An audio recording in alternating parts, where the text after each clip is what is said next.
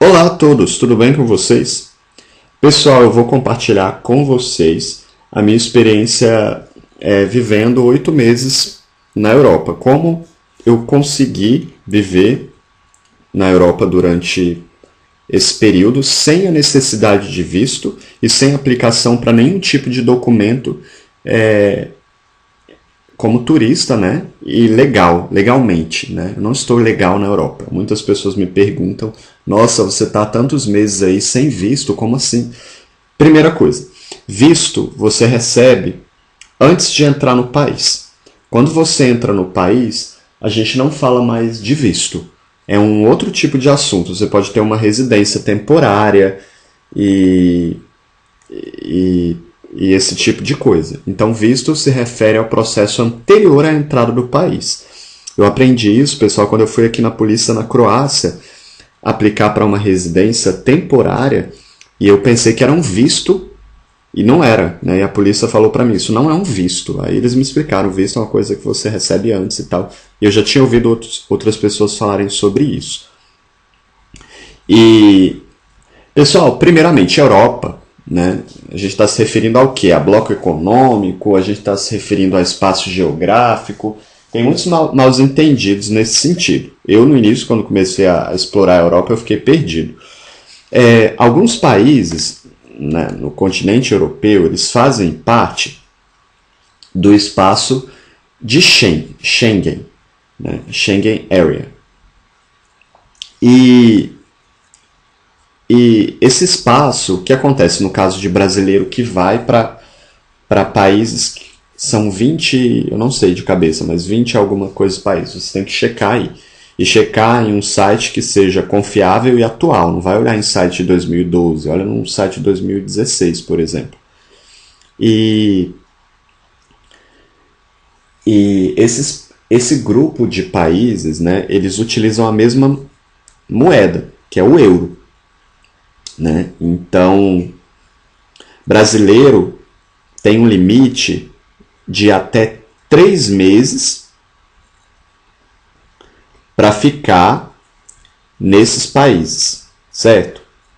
Aí depois a pessoa tem que sair, né, do espaço de Schengen e ir para outro lugar e aí a pessoa pode voltar, né? Cuidado, porque se pode voltar depois de 3 meses, né? Não significa necessariamente que eles vão te aceitar. Pode ser que eles não aceitem a sua entrada. Na verdade, pessoal, ninguém é obrigado a aceitar você. É claro que se você levar a sua documentação corretamente, se você teve um período que muitos brasileiros estavam sendo deportados. E aí teve na Espanha, me parece, muita repercussão na mídia, mas você vai procurar a fundo esses casos, e são casos de pessoas que chegam lá sem o seguro-saúde, por exemplo, ou que chegam lá sem o documento para poder comprovar onde ela vai ficar. É claro que a imigração vai mandar você embora se eles minimamente perceberem o que está acontecendo, porque você precisa, quando você entra em outro país, principalmente na Europa, no espaço de Schengen, você precisa de um seguro, e esse seguro tem um limite, acho que é de 30 mil euros, mínimo, não pode ser com valor inferior. Então, já começa daí. Se você não tiver esse seguro, não tiver como comprovar, já é um problema. E eu sugiro que você leve o documento em inglês, porque eles não vão falar a sua língua. Outra coisa, você precisa de uma quantia mínima em dinheiro para comprovar, então leve algum dinheiro, se você não quiser passar perrengue, né, no caso de eles perguntarem, apresente cartões de crédito, né? Se você for uma pessoa um pouco mais preocupada como eu, assim, e para não ter problema mesmo, leva algum documento traduzido comprovando a sua renda. Eu sou exagerado, pessoal, então é por isso que eu faço isso. Mas eu levo o imposto de renda traduzido e enfim.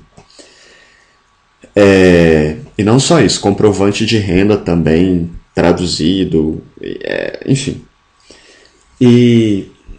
Ou então, leve também os documentos comprovando para onde você vai, nome de hotel, né? Leva a reserva impressa, E principalmente a sua passagem de volta. Como é que você entra num país sem a passagem de volta? Isso acontece muito, tem gente que vai na sorte, pessoal. Há um grande risco de deportação. Eu nunca fui para nenhum país sem pegar e comprar uma passagem antes de ir de volta. Porque é um risco de ser deportado muito grande. Ah, mas eu vou gastar muito dinheiro, Anderson. Compra uma passagem para um país do lado. Num site que possa cancelar, depois você cancela, perde um pouquinho. E é melhor do que perder tudo. E acho que é uma solução. Pelo menos para mim funciona. Então você tem a Schengen Area, né? E brasileiro pode ficar 3 meses. Esse prazo pode ser prorrogado. Você pode pedir. Eu não sei como funciona, isso depende de cada país que você tiver. E você também pode aplicar para trabalhar em alguns desses países. É claro, não vai chegar ali no último minuto e aplicar, né, para nada disso. Mas você tem que ir no país, não dá para falar de uma maneira geral, porque isso depende de país para país, né? E as suas dificuldades, elas... Vai depender, né, de onde você está. Por exemplo, é mais fácil você ficar em Portugal, acredito, e na Espanha, do que, por exemplo, na Alemanha, na Suíça, enfim. Mas isso não significa que é impossível, ou enfim, isso depende da legislação do país, depende dos acordos que o Brasil tem com aquele país em relação a trabalho, em relação à questão de turismo, enfim. Pessoal, outra questão é em relação ao país fazer parte da União Europeia, que é um bloco, que, pelo que eu sei, de geografia mínimo, enfim. E alguns países estão na Europa, mas não fazem parte da União Europeia. E isso implica algumas diferenças em relação à legislação, enfim. Eu fiquei 3 meses na Europa, e no espaço de Schengen, e depois eu decidi sair. Não apliquei para uma permanência, nem para estender esse período. Só que eu saí, continuo na Europa, né? Eu fui para a Croácia, eu estou na Croácia ainda, né? E aqui, por exemplo, é possível você... Por exemplo, eu descobri aqui, eu fui à polícia, porque eu gostei muito daqui e pensei em ficar aqui, né? Na verdade, eu vou me mudar hoje, né, de país, porque eu deixei tudo para cima da hora, mas vou voltar para cá em dezembro e eu vou ficar morando temporariamente aqui. É possível você pedir não é um visto, é um documento de permanência de residência, certo? E ele dura 1 ano de residência temporária. Você pode aplicar para residência permanente?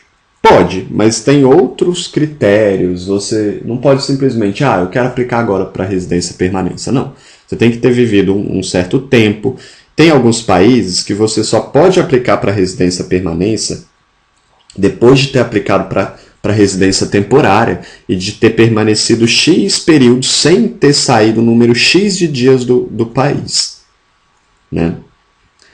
É claro que se você é nômade digital como eu, isso é um pouco mais burocrático, porque alguns países exigem que você tenha... que para você ficar, você tenha mesmo que trabalhar. Em alguns países você só vai conseguir permanecer mesmo, pessoal, trabalhando, né? Porque não existe em alguns países a modalidade de moradia que não seja dessa maneira, a não ser que você seja aposentado ou que você viva de rendimentos. Eu acho que no caso de nômades digitais a gente se enquadraria nessa opção. Só que eu nunca fui além para averiguar, porque eu ainda não tive um interesse genuíno para permanecer em algum lugar, a não ser aqui na Croácia. E aqui, pelo que eu consegui entender, né, para as várias vezes que eu fui à polícia, eu consigo aplicar para uma residência temporária. Me deram 2 formulários para preencher com informações básicas e pediram foto 3x4,5, um formato diferente do que a gente conhece. e pediram alguns comprovantes de renda, né? Aí, como eu sou empresário, eu pedi para o meu contador, né, fazer o meu comprovante dos meus últimos 2 rendimentos anuais. Eu também tirei extrato da minha conta bancária, das minhas 2 contas bancárias, dos meus investimentos, e eu mandei traduzir. Galera, na tradução, nossa, eu paguei um absurdo mesmo, porque é cobrado em euro, né? Mesmo que aqui a moeda seja outra, e é caro mesmo. Então, se você, por exemplo, traduz 12 páginas, dá mais de R$ 2.500. Então, assim, tem que ficar bem atento a isso. E tem que traduzir, claro, porque quem é que é obrigado a ser adivinha para entender a sua língua, né? Ainda mais se você estiver em um país como eu estou aqui, Croácia, né, encontrar um tradutor juramentado, porque tem que ter o carimbo legal ali, né? É bem complicado, né? Às vezes talvez você possa precisar de intérprete, não sei. Quando eu fiz a tradução aqui dos documentos, a empresa oferecia suporte para intérprete, se eu precisasse, né? Mas aí acabou, eu juntei todos os documentos. E a polícia me disse também que eu teria que transferir, seria possível que eu teria que transferir uma quantia de dinheiro e abrir uma conta em um banco aqui na Croácia.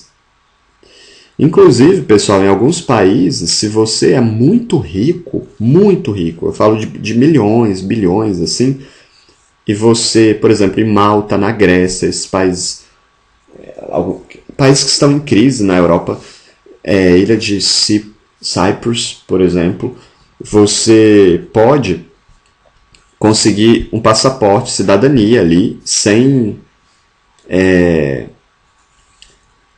desculpa, não seria o caso, eu acho que de passaporte, mas de cidadania.